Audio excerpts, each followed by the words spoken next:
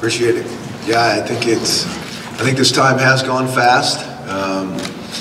It seems like it was yesterday. We were just talking about coming here, and now a lot of hard work, a lot of preparation, and we're excited to play. Tremendous respect for Penn State. Obviously, we have a saying about stats. I won't say it here, but I think that these stats say a lot about Penn State. When you get this deep into the season, at the end of the season, I mean, this is why they have done so well. It's not just any one phase; it's all phases that they show up in, and we'll have to play our best ball to compete well with these guys. Yeah, obviously, really excited to be here. We've had a great week from a preparation standpoint.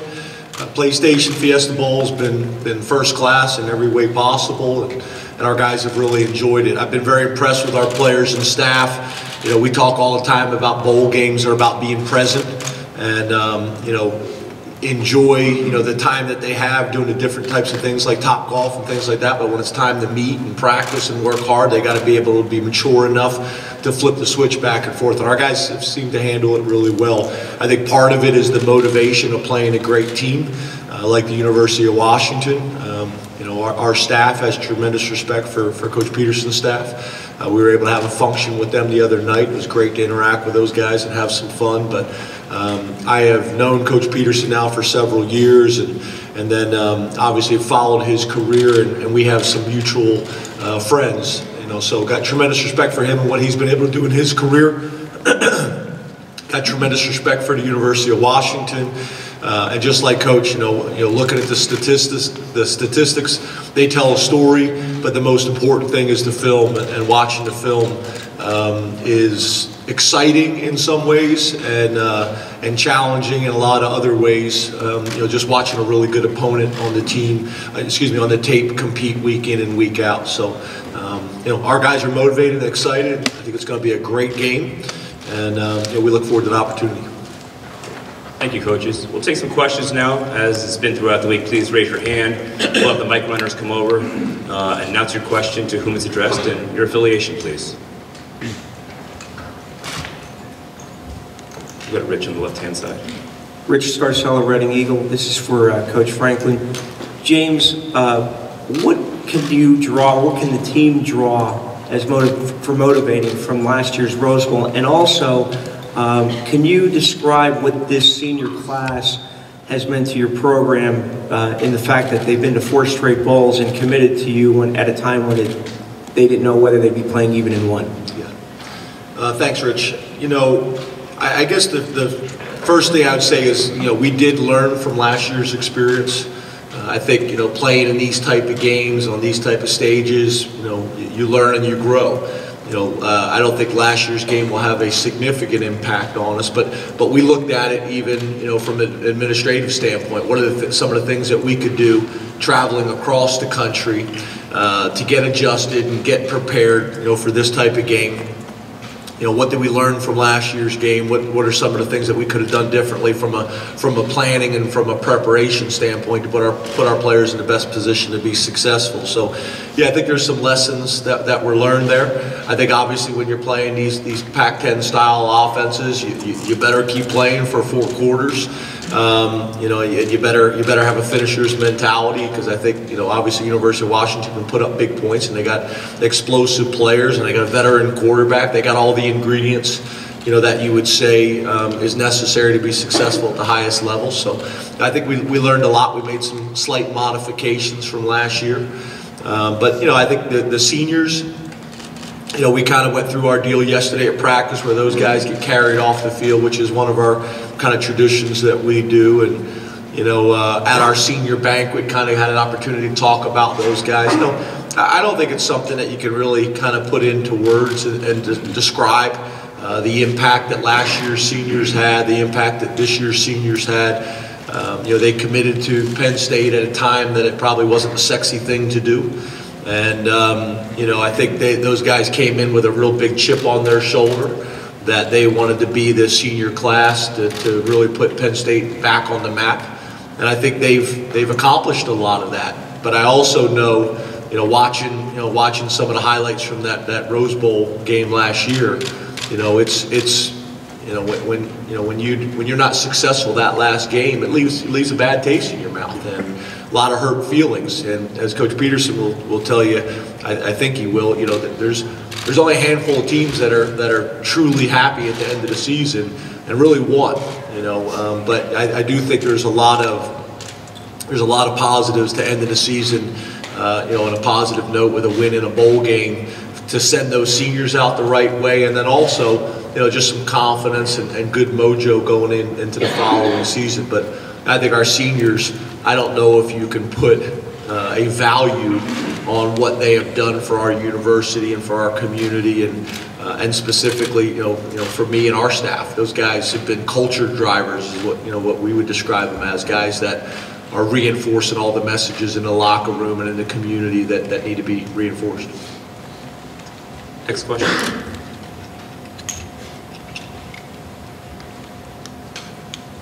Ready?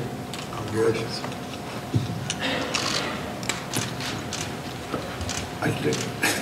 Neil Riddell, Altoona Mirror, for Coach Petersen. I was wondering, your career took you at one point to the East Coast in Pitt. How that happened and what you learned from that experience. Yeah. Yep. I was just finished playing at UC Davis, was coaching there a little bit, and a guy by the name of Paul Hackett was the head coach out there that happened to be a UC Davis guy. And I didn't think I was going to be a coach, even though I was coaching at Davis. My dad was a coach, and that was the one thing I knew I was definitely not going to do in life, was be a coach. And after coaching for a while, I kind of made a decision that if I'm going to do this, I really need to leave. Because Davis, to me, was the greatest place to be. And all those coaches stayed there forever, which was awesome and appealing. But I really felt like if I needed to do this, I needed to go. And Coach Hackett gave me an opportunity to get out and see some other things. And it was a tremendous learning experience. I mean, I think that's what I can say about all the stops along my way. I probably learned as much in that year, that short time I was there, just in terms of a lot of different things, and so it was awesome, and I really appreciated my time there, and grew tremendously as a coach and a person, just being back there for a short time. Thank you, Coach. Stay on the left-hand side. This is for Coach Petersen, Pat Principe, WGAL TV. Your team has never been to the Fiesta Bowl, but you've had a couple of memorable experiences here. Did you relate any of those to your team when you were preparing for this game? No, they don't care about that, at all. They, they care about playing PlayStation and practicing hard and what's going on here and now. And we try to take anything that we've learned in the past. I mean, it's a lot like Coach Franklin here. It's like things that we think have worked for us, whether it's here or other places, and you're always trying to tweak your process and give your guys the best chance to perform well. But we haven't brought up any of that stuff. It's, a completely different time and teams and all those type of things.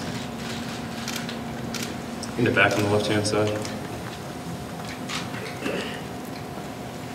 Hi, Matt Martell, Daily Collegian. So this one's for both you guys, and I wanted to ask, when you have two teams that are so similar in pretty much all three phases of the game as far as a production standpoint, what are the keys to winning when do you just try to beat them in the same thing that you're good at, or is it more of there are certain things you have to do well to win? Well, I guess what I would say is, whenever you're studying film and statistics and things like that on your opponent, obviously you're trying to figure out what their strengths are and come up with a game plan to try to minimize those strengths as much as you possibly can. And then you're looking for weaknesses and how can you take advantage of some of those weaknesses. But I think your point is a good one. When you watch Washington on film, they statistically, as well as what you see on film, they play really good football kind of across the board, defensively, offensively, special teams. You don't see a team that is dominant in one area and lacking in another. They're really pretty much good across the board. So I think at the end of the day, for us, in these types of games, it's probably always like this, but in these types of games, even more so, it's going to come down to fundamentals. It's going to come down to blocking, tackling, protecting the football, not giving up big plays on defense, trying to create a few of them on offense, momentum type plays. And that's typically the case, is playing good sound football, not doing the things that they're going to beat in. And those things have a tendency to show up in bowl games because you haven't played for a couple of weeks. Special teams are usually really important, and ball security is really important. So for us, I know our players and our coaches have tremendous respect for Washington for what we've seen and what we've game planned. And at the end of the day, it's going to come down to the team that plays the hardest and plays the smartest, and and finds a way to finish. Ditto. That's it. He said it. I will say one last thing, though, is one of the things I think is interesting about this game is one of the things I've seen across the country now is with some of these bowl games is you have teams that had certain expectations, and then they get to the bowl game and maybe one team is really excited about playing in that game and the other team maybe isn't.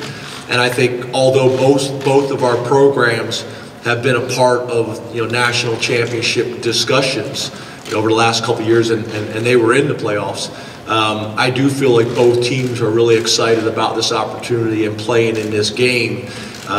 This is a tremendous opportunity, a tremendous game. So I think you got two teams that are playing really well, that both were a part of these types of conversations and are both highly motivated to play in this game. So I think it's a great opportunity for football fans across the country, and I think it's a great opportunity for both of our organizations. Ditto. We're going to go here with Greg. Greg Moore, Arizona Republic. We'll start with Coach Petersen on this one, but I'd love to hear from Coach Franklin also. What is it that you see in your counterpart that makes him successful? Well, I think Coach Franklin covered it. I do. I mean, I think it's when you're going to play a team, in this type of game, you're going to get a really good opponent, and it's not going to be any one thing. It's going to be everything. It's going to be offense, defense, and special teams. I mean, they got elite returners. And their defense is like, I think the thing that's interesting about their defense is, they kind of got those star power names on offense. The offensive guys always sell the tickets. But you watch them play as a defense, and there's not any one guy that has this huge name out there because they're all making tackles. And that's what I think like a good defense does. It's not any one or two guys that keep showing up. It's like they're all getting a piece of this thing. And I think that's one of the things that really makes a defense special. And I think they got that. And obviously they're, you guys know about the offense. But I think that's what it is. It's balance across the board and balance in a really good way. I would say the same thing. The things that probably jump out to us that keep me up at night a little bit is their punt returner. Obviously, the amount of big plays, the amount of success that he's had, is concerning. Their running back is probably as explosive as the running back that we've seen this year. They got a veteran quarterback who throws for a really high percentage, doesn't make a whole lot of mistakes. And then defensively, I think it's obviously their interior defensive tackles. You got 6'5", 340 pounds, and 6'3", 323 pounds, and they play like it.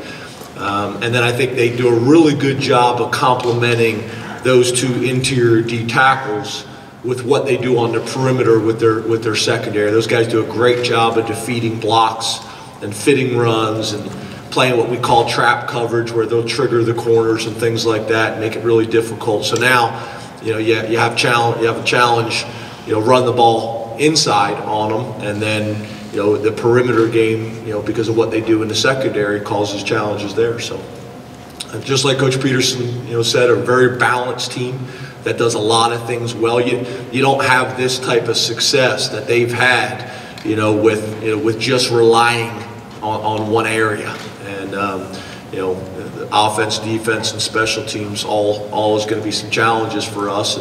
And I do think that our guys have done a pretty good job this year of us being very honest with our players and say, look, here's some of the challenges, and we need to make sure at the end of the game that the stuff that we've identified as being issues in the game, we're not talking about it after the game saying it got us.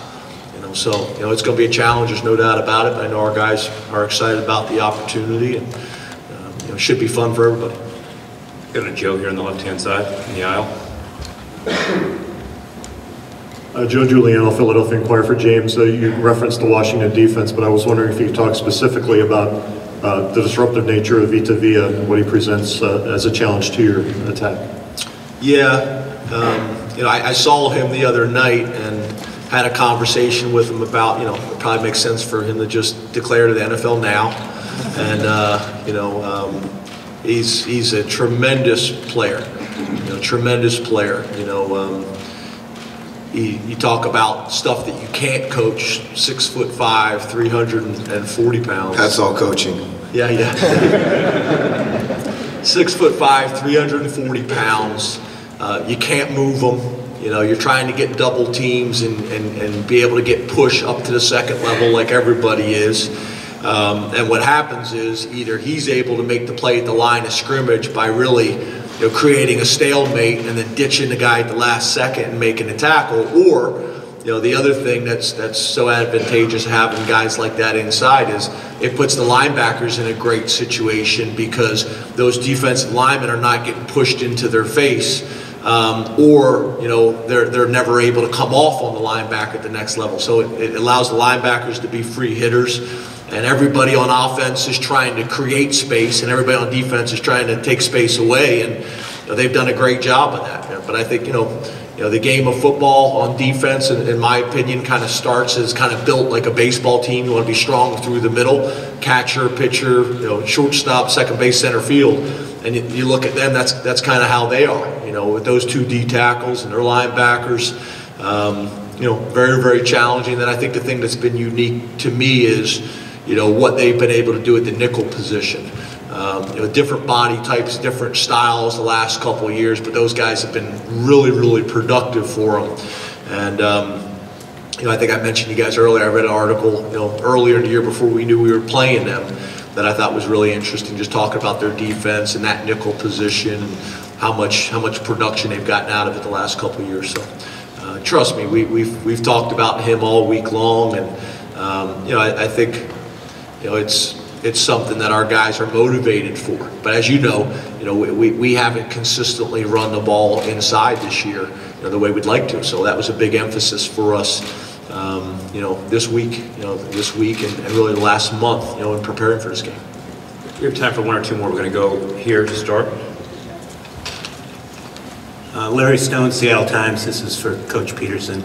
Chris, similar to the first question for Coach Franklin, you have a senior class now that's been with you kind of through the whole time. What have they meant to the development of the program? Yeah, it's been great. I mean, I think Coach Franklin said it, in terms of cultural drivers, you don't get anything done unless you got a great locker room. You can have all kinds of players. I think we've all been through that, have a bunch of really good players and get nothing done. And so that's probably the thing we're most proud of those guys just really kind of getting what we're all about and really getting it and being all in. And from how we practice to how we do everything. And, when you have a new crew come in, there's a lot of ways to be successful.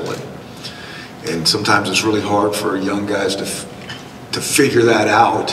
Why are we doing things this way when we were having some pretty good success the other way? And for those guys to figure that out and make the switch and grow through that, it's hard. It's hard for anybody, let alone young kids that were recruited under a different, philosophy. And so we wouldn't be here without those guys.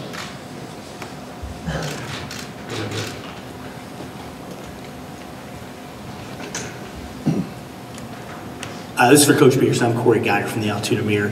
It's been more than 10 years since the Ian Johnson play at the Fiesta Bowl. You mentioned your current players may not care a whole lot about that, but that play, that game, that win has such a great history here and in college football. Is that play brought up to you a lot? What do you see when you see it on replay, and what did it mean? And in that game, what did that mean to your career? Yeah. It's interesting, after the game went down, we really tried to spend a lot of time moving on from, because that's all anybody wanted to talk about. And, we really wanted to move our team forward and not live in the past. And so for probably 3 or 4 years, people bring it up, and we just actually act like it didn't happen. didn't hear the question, move on. I don't get it quite as much. You know, I think you look back in your career at certain games and, you know, really appreciate things that have happened. But I've said this before, you know, everybody likes to talk about that first Fiesta Bowl.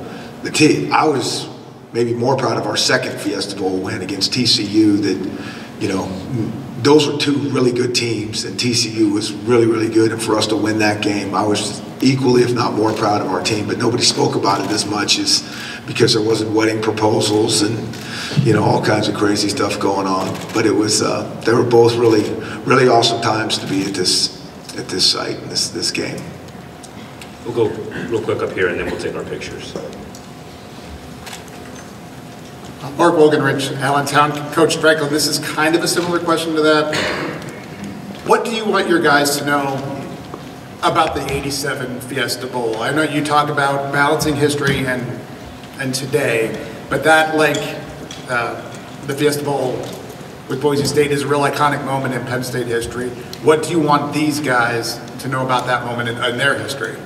Well, you know, I think at Penn State, we have a program and a university and a community that really embraces our history and traditions. You know, Coach P, we did a throwback alternate uniform this year, and you know, we put a number on the helmet and we put a stripe on the pants, and our Penn State people were like, ah, like it was like craziness, you know, and people nationally were like, you didn't do anything, you know. So, you know, our guys get pounded about the history and the traditions from every angle possible. So we don't really spend a whole lot of time talking about it.